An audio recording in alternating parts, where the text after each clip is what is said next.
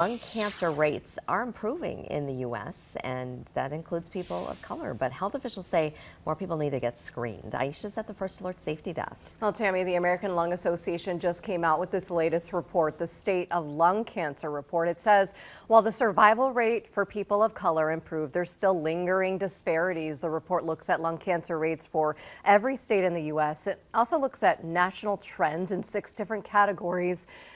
Survival rate, there's early diagnosis, surgery for treatment. It also looks into the lack of treatment and health disparities. It also puts Medicaid under a microscope. It's one of the only healthcare options not required to cover lung cancer screenings for high-risk populations. You hear some of the numbers in the 16-page report we're just seeing this morning. The 5-year lung cancer survival rate for people of color has increased by 17% in the last 2 years. That helps close the health disparity gap. However, the report also says overall lung cancer has one of the lowest 5-year survival rates because people are getting diagnosed too late when it's not as curable. The report found the lung cancer 5-year survival rate increased from 22% nationally to 27% from 2015 to 2019.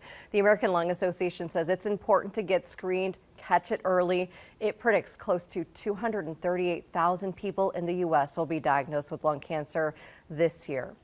Coming up in the next half hour, new numbers have federal health officials concerned about the physical and mental health of people here in the U.S. The latest on the opioid crisis, Tammy. All right.